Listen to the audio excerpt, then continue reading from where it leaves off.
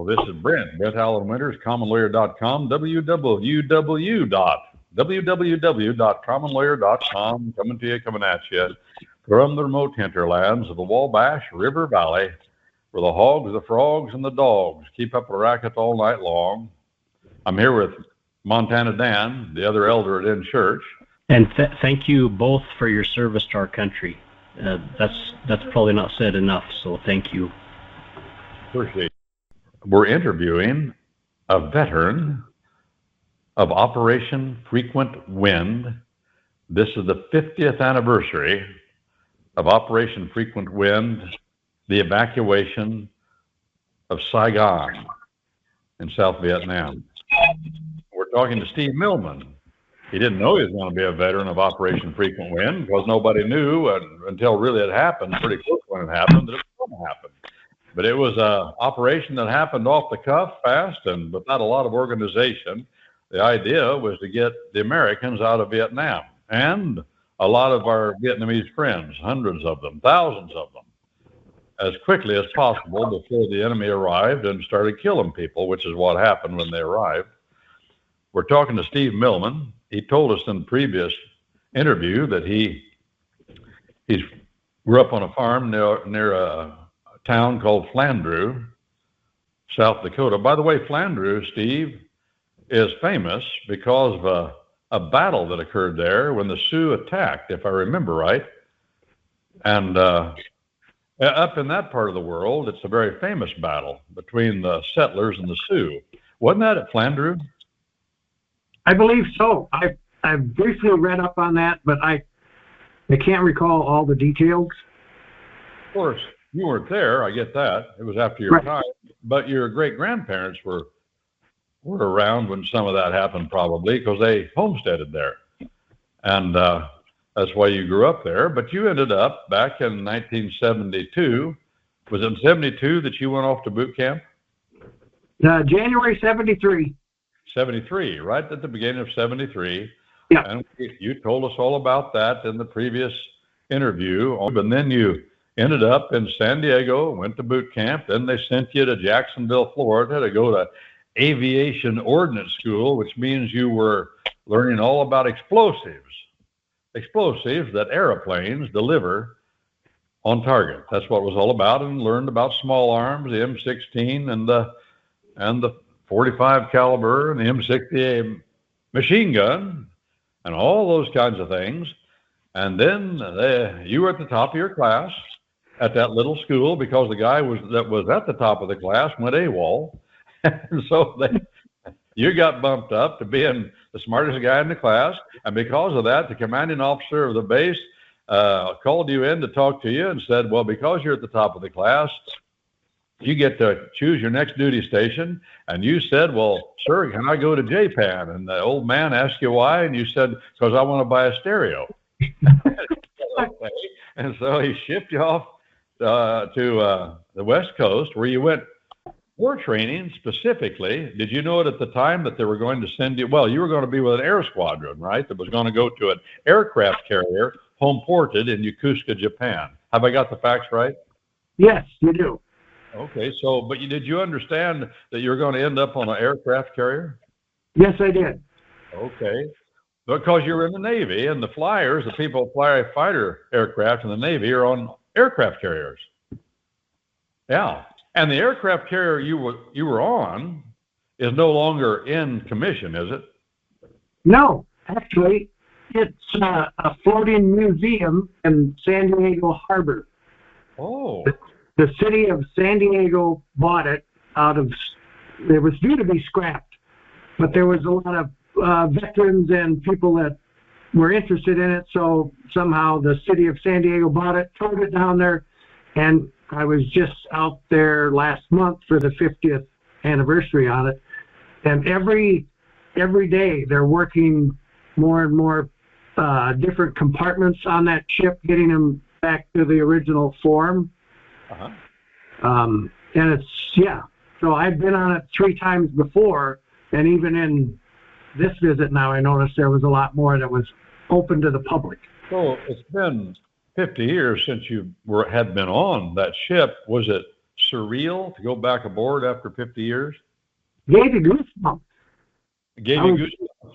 Yeah, I was on it with my younger brother, who was also on during Secret Wind, and another shipmate of mine that I worked with. Yeah, we all felt we could feel it. Yeah. Made you feel kind of funny. Well, you went to the squadron. The squadron went on the aircraft carrier at Alameda, California. That was the first time you'd ever been on a ship like that. Probably Yes. been on a fishing boat when you were young or something back home. Yes, yeah. A John boat. In other words, you'd never seen the ocean before. No. Well, down in Jacksonville, Florida, I saw the Pacific or the Atlantic. But I get that. I get it. But this time it was up front and close. You went on this ship, and you were off the farm back in the Midwest and never been very far from home, really. How'd that make you feel going on the first evening or first night you were there? Scared. Scared? Oh, yeah, because there was so many people on this hunk of metal that's not supposed to float. You go down into the kitchen, fill a glass of water, put a spoon in it, it goes right to the bottom. So in this farmer's kid head, he's like, metal does not float. So how's this thing staying floating with all of us people on it and all this aircraft? And I get it now. But yeah, and I knew I was going to get lost and not remember where I was supposed to sleep or go to the bathroom or work or But like I said, those boys that were in the squadron before me took me under their wings and kept a close eye. On. Well, Steve, yeah, so you got on that ship. I'm going to ask a question ahead of the sequence here. And it was new to you, and you couldn't figure out how this big hunk of iron steel, absolute armored steel, and a few hundreds of thousands of tons of equipment and explosives and jet fuel and airplanes, and how many men were on board?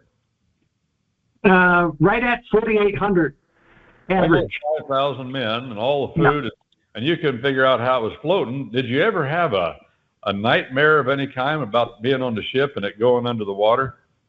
No, but we skirted several typhoons that from our water line to the flight deck was 70 feet, and we were taking waves over the bow, and we didn't even go through the worst of it. We just skirted it. Yeah. Yeah, that's pretty high waves. Now, did you ever see anybody fall over the side? Yeah, yes. A Marine, actually. A Marine? Followed, yeah, a Marine followed. We had Marines on board that ran the brig and were security for the special weapons. Yeah. So during one exercise, each special weapon was assigned a Marine, and he had to stay by that weapon until it reached the aircraft, and he was dismissed. Yeah.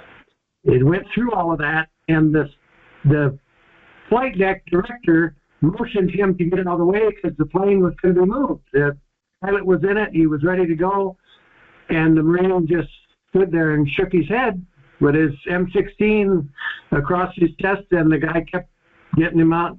People walk up to him and tell him, get out of the way, and he would not leave that weapon.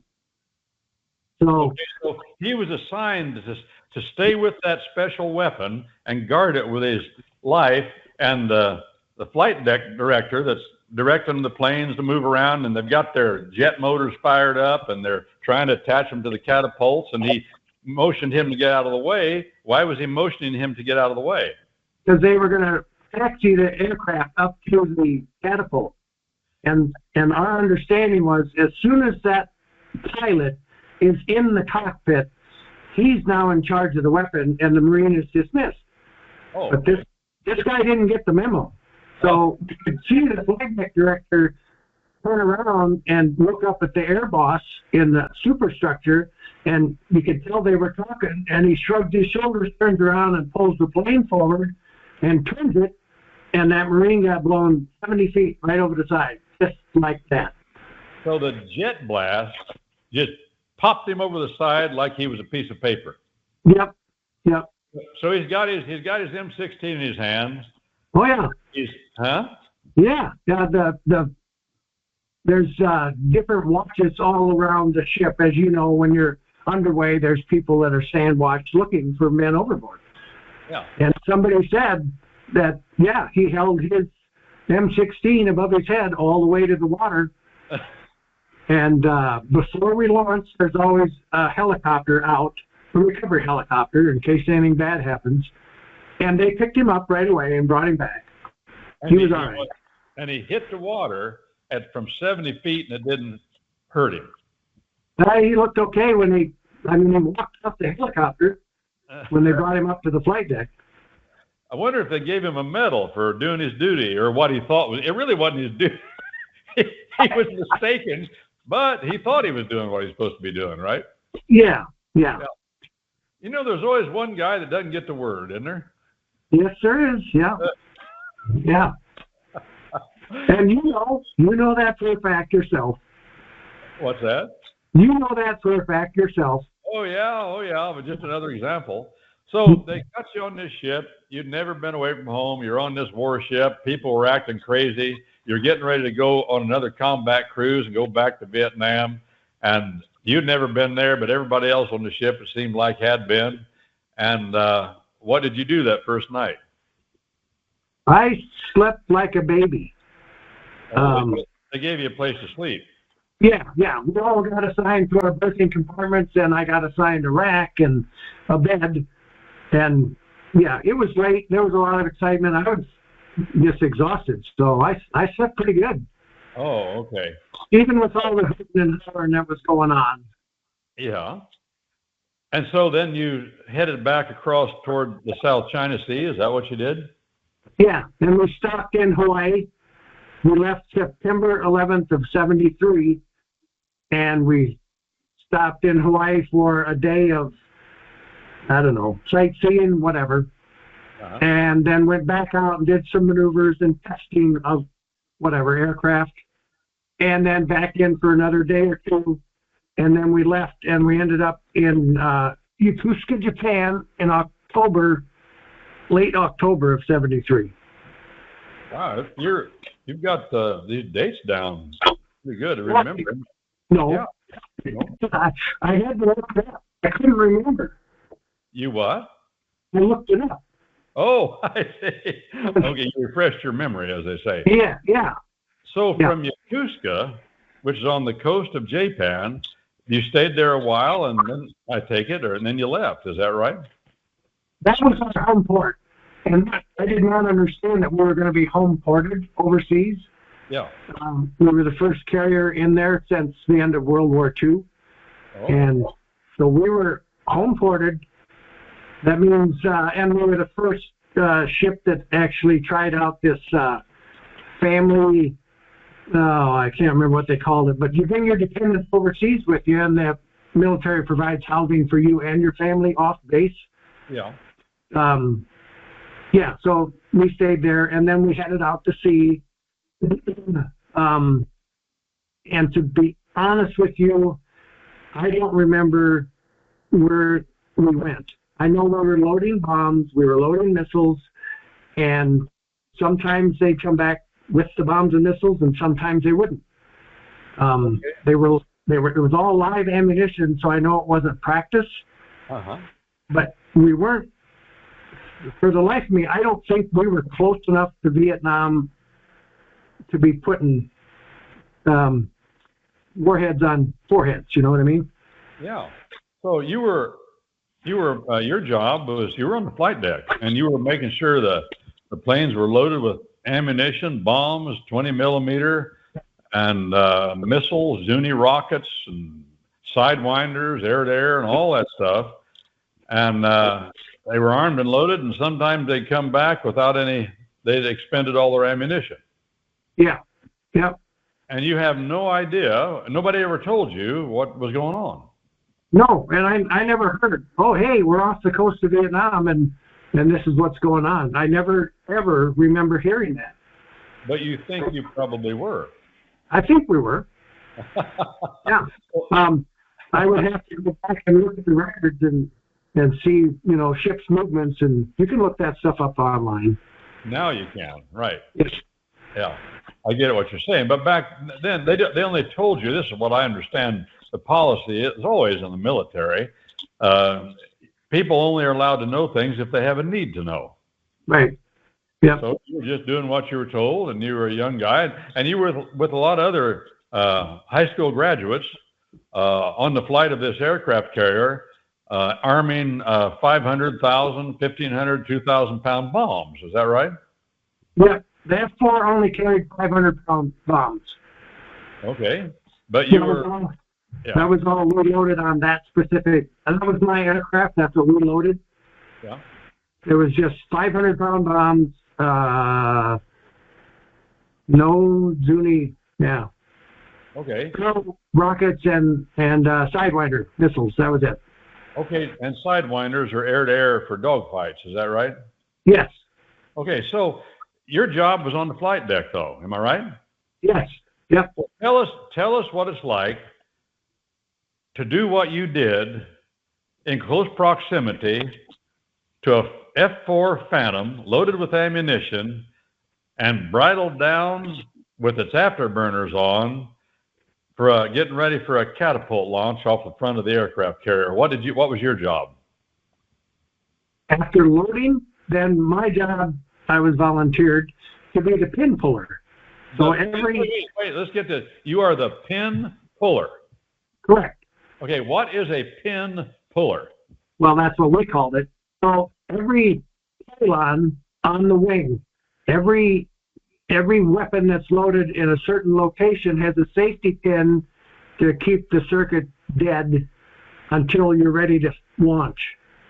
So they don't want them flying off with these safety pins in. So once it's filled up, but not at full power, you get the clearance to go under and pull all these safety pins in a certain order and come out and hold them up, show the pilot, and then the pilot says, okay, good, looks good, you got 7 pins, whatever.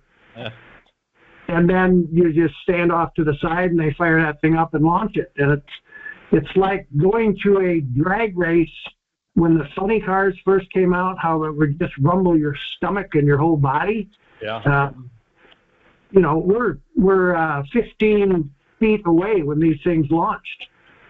It was the most awesome job I think I ever had. Well, okay. It wasn't like worming sheep back on the farm or something like that. Oh goodness, no. So let me back up a little bit. So this F-4 fighter jet is loaded for war, 500-pound bombs, rockets, whatever you put, sidewinders, and it's bridled down hard and tight to a catapult on the bow of the aircraft carrier. And all they have to do is punch a button and that thing will launch. Is that the way it works? Yeah, correct. Okay, so there's just a button. There's a man with a button standing over there on the catwalk, and if he hits that button, that thing is gone. Yeah. Okay, and you're under the plane during this time, and you're are the afterburners on? No. It's revved up pretty far, pretty high, but not afterburners. Okay. We wait until everybody is cleared. Once all the mechanics and the inspectors look at stuff and say, yeah, it's good to go, then they send the ordnance men in to pull the pins. And once we're clear, then they fire that thing up and they mash the button, and the steam catapult actually breaks a now I just lost what it's called. A bolt on the hold down pin, and it allows the steam to pull it forward. There's a bolt that it breaks? Yeah, it looks kind of like a miniature hand weight. And different aircraft require different hookups and different safety bolts, whatever I can't remember the name of it, sorry. And once that button is pushed, that jerk of that catapult is enough to break the shear pin. There we go. Is enough to break the shear pin and allow it to be pulled down the catapult. Okay, so that shear pin is the last safety, so that thing won't go off prematurely. And by putting on the afterburners, it pops that pin. No, that's the afterburner still won't. It won't pop it until that guy the catapult operator pushes the button and actually starts that jerk movement of the catapult forward. That's what breaks the shear pin. That shear pin will hold that thing at full afterburners all day. Okay, got it. Now, who's the last guy under the plane before the catapult releases and throws that thing off the front of that aircraft, off the front of the aircraft carrier? When I was on, it was us, the aviation ordnancemen. You were the last guy under the plane. Yep. All the bridle had been checked. All the steer pin had been checked. Everything had been checked. It was up to us. Last man standing. He went in there and pulled the pins, and then it went. Now, who's the last guy just before you went on and pulled the pins? Who was before you? Oh, there were several. I mean, there was green shirts, the guys that assisted with getting the plane lined up to the catapult. There were the mechanics, structural mechanics that looked it over, the guys looking at hydraulics, checking for leaks. Yeah, there was quite a handful of them that went in before everything else happened. Okay, so you did that for a long time. You did that more times than you can remember. Is that true? Yeah, that's true. And you never had a mishap? No. When you pulled the pin, you always had to stand with your back towards the nose, so in case a missile were to launch, it wouldn't burn your face, it just burned your back. Okay. And for this, for risking your life from massive burns, death, every time an aircraft launched, what did they give you for that? Nothing. Not a thing. That was your job. You just did your job. You didn't get hazardous duty pay? No. Is there such a thing as flight deck pay? Yeah, but okay. If you want a flight deck duty hazardous pay, yeah. Okay. You did get paid more for working on the flight deck, correct? Because it is more dangerous up there. Yeah. Oh yeah.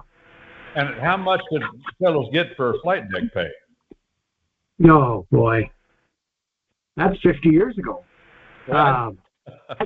I really don't recall, Brent. At the time, what we were making, I don't think it made much of a dent. It wasn't much. No, I have it in my head. It was something like $30 a month more. Oh, that sounds about right. $25, $30, something back then. So really, yeah, and of course, a lot of folks wanted to work on the flight deck because they were otherwise bored, right? Yeah. Yeah. Now, you had to volunteer to do this job you did, pulling the pins. Why did you volunteer to do that? I really didn't. They asked me, and I said, okay. Oh, I see. It was fine just loading and downloading and doing maintenance work, whatever. Yeah, when they asked me, I'm like, well, heck yeah, I get to stand up there at the angle deck and watch these planes take off. Yeah, I'll do that all day. Okay. But they always gave you had to pull the pins and come out and hold them up to show the pilot, yeah, I got all the pins out. And then he acknowledged that. And then it was a procedure that you went through. Well, you worked on the A4s. Well, you had several cruises, but you'd always down south, probably, you don't know, South China Sea, and you come back up to Yokosuka, Japan, and take a break. Right. We would go to the Philippines and pull in for a couple of days, and then back out to sea and back to Yokosuka for 2 weeks in port, and then back out to sea and go up to South Korea and back into port. We were in port a lot. I think because of all the dependents that were over there. That's just my opinion. Yeah, you know, that wasn't your department. No, like 2 weeks out, 2 weeks in, a week out, a week in. So how old was this aircraft carrier you were on? Oh my goodness. I think it was commissioned in 43 or 4. It was a World War II carrier. Yes. Named after the Battle of Midway. right after the battle then. What was the name of it? It was named, oh, no. I mean, it was named after the Battle of Midway. And That's where it came up with the name Midway. Midway. And what was the number? CV 41. Okay. So, all right, this is Brent Allan Winters, commonlawyer.com. I'm here with Montana Dan, the other elder at In Church, and we're interviewing Mr. Steve Millman, a veteran of Operation Frequent Wind. This is the 50th anniversary of Operation Frequent Wind. It is history that we ought to know about. I don't see a lot about it. It's amazing how things are forgotten. Things of great importance to our country and what happened and why it happened, and lessons can be learned. But you can go to the website, commonlawyer.com, and you can see more about what we do there. And you can join us on Sunday morning for In Church here on the internet. You can see us, but we can't see you. We're going through the books of the Bible, clause by clause, blow by blow, the laws of nature, our common law tradition, the first volume, the laws of nature's God, our Bibles, the second volume. And we ask you to come and see what we're doing. commonlawyer.com. And we're going to continue the experience of Mr. Steve Millman, and we're getting to Operation Frequent Wind, Lord willing, in the next video.